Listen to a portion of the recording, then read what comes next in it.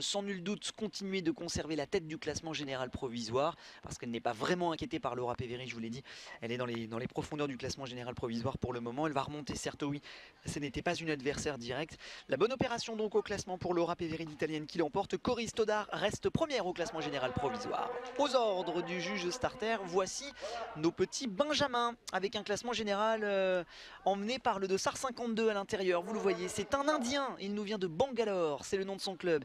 Itrik, c'est son nom, son prénom, Karadi, son nom. Notre Indien des trois pistes, c'est le seul représentant du pays de l'Inde d'ailleurs pour l'ensemble de cette compétition, qui est en tête donc chez les benjamins. Le réveil du pays indien en matière de roller skating doit nous faire frémir. Ils sont nombreux les Indiens quand même, hein, s'ils commencent à nous fabriquer des champions en matière de roller skating, tout comme pour les Colombiens. Il serait de bon ton de s'en inquiéter, je vous le dis moi. Deuxième de ce classement provisoire, il s'agit du team Agobonts, c'est Nicolas Fournier et enfin un Espagnol pour compléter ce podium provisoire avec son dossard numéro 43 et sa combinaison, vous la voyez, jaune, rouge, teintée de vert, quasiment en plein centre de l'écran. Il s'agit de Thomas Montera Paredes. 3000 mètres, les benjamins, vous le voyez à l'écran, aux ordres du juge starter. Certains d'entre eux ont un tour de cou pour se protéger un petit peu du froid parce que non content de pleuvoir, oui, il fait froid. 8-9 degrés grand maximum ici sur la piste, hein, peut-être 10 allez, grand maximum. Alors on va jeter un petit coup d'œil sur la météo en temps réel pour vous donner la température. Alors non pas simplement par simple coquetterie, 10 degrés précisément, ah non 12, pardon, voilà on est très précis. Non, non pas simplement par coquetterie mais parce que c'est une vraie indication sur l'état de forme de certains patineurs. Parce qu'on peut se choper un petit coup de froid sur cette piste, hein. On voit que les jambes et les bras sont nus. Peu de patineurs évoluent avec des collants ou des manchettes parce qu'on... Bon, il y en a un quand même, le dossard numéro 60 qu'on voit à l'écran, il s'agit de Dorian Cassagne pour le roller du touche. Mais parce qu'on a vite très très chaud avec les combinaisons et avec les collants et avec les manchettes. Mais on peut aussi par moment être touché, frappé par une sorte voilà, de coup de froid qui pourrait éventuellement réduire ou en tout cas amenuire les performances.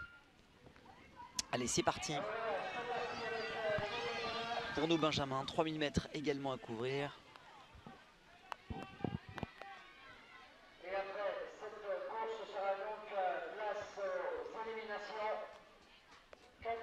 La dernière course en ligne avec les benjamins, ensuite place à la course à élimination, dont je vous rappellerai le principe, mais il est extrêmement simple le principe de la course à élimination, c'est-à-dire que chaque dernier patineur ou avant-dernier patineur eh bien, est éliminé. Il n'en reste que 5 en finale pour un emballage final qui nous réservera sans doute quelques belles surprises à l'image de ce qu'on a pu voir hier. On avait lancé d'ailleurs un concours hier, hashtag 3 pistes sur Twitter, vous pouvez toujours participer d'ailleurs. Allez, on a les Portugais justement, j'allais en parler, ça tombe plutôt bien de le voir avec sa combinaison orange là-bas à l'extérieur. On avait lancé hier, ouais, Eric Kochter, le réalisateur de Choc et de Charme, qui a préparé ce petit synthé tout au long de la nuit. Hashtag 3 pistes Twitter pour participer et pour rendre encore une fois de plus très interactive cette retransmission.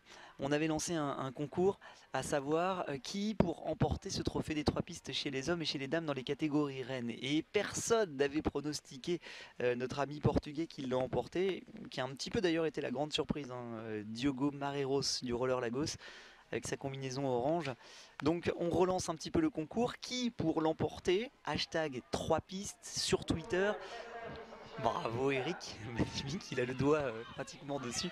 Mais malheureusement je n'étais pas dans le retour casque Eric, hein. Je pense que tu es en train de me parler mais je ne t'entends pas. C'est dommage parce que je dois louper quelques commentaires savoureux je pense à mon avis. Et voilà, c'est joli, j'entends de très très loin. Effectivement c'est joli, les petits synthés. On se le remet encore une fois? Alors on se le remet encore une fois. Hashtag les 3 pistes.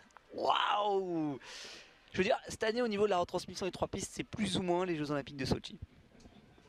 Plus ou moins, je veux dire. D'ailleurs, avec des commentaires en moins ou en plus, on ne sait pas.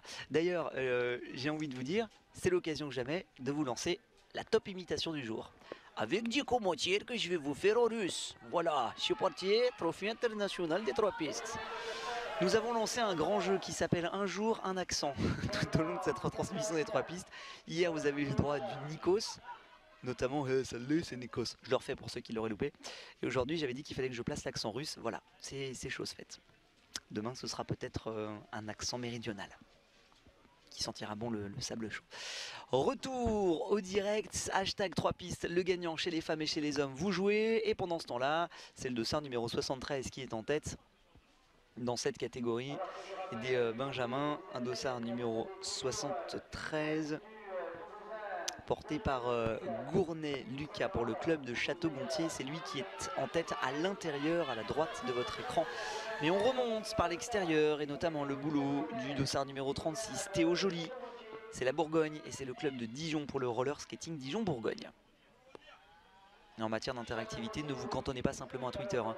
L'hashtag Twitter 3 pistes. Vous pouvez aussi nous rejoindre sur les réseaux sociaux comme Facebook, la page de la Fédération Française de Roller Sport, la page de la Fédération Française de Roller Sport consacrée à la course et puis les pages perso également aussi. N'hésitez pas à me laisser des messages sur ma page Facebook aussi, j'essaierai de vous répondre. Merci en tout cas hier pour les nombreux messages que vous nous avez apportés, les corrections aussi par moment.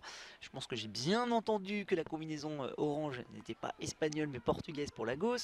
Cette petite fixation est ôtée de mon esprit et pour tous les autres messages sympathiques d'encouragement ou même simplement les petites salutations, hein, tout simplement, n'hésitez pas à Reda Messaoudi sur Facebook, je me ferai un plaisir de répondre à vos messages ou peut-être même de les lire en direct à l'antenne. Retour à la course, les Benjamins, 3000 mètres à couvrir pour le moment, course relativement groupée, gros peloton chez les Benjamins. On est dans une ambiance relativement sereine, on a un train relativement constant, une course de placement pour le moment, emmenée par le dossard numéro 46, Nil Liop Izquierdo.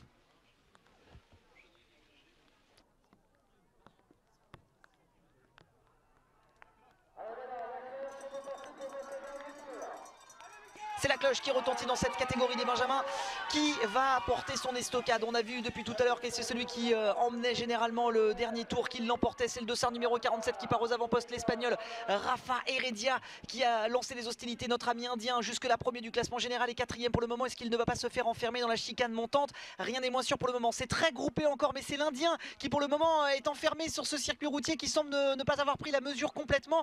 C'est toujours le même dossard numéro 47 qui est en tête pour le moment. L'attaque portée par l'extérieur par Nicolas Fournier qui est deuxième pour le moment au classement général et qui s'il l'emporte va sans doute s'adjuger la victoire. L'Espagnol vient se mêler à la course. Oh là là, le petit coup de patin, on a failli tomber, mais ça va, il a réussi à se relever. La bagarre et c'est Monsieur Fournier, oui. Oh la victoire de Nicolas Fournier qui a très bien joué son coup, placé deuxième au moment de l'emballage final à 400 mètres. Il a déboîté dans la grande courbe au moment où il le fallait.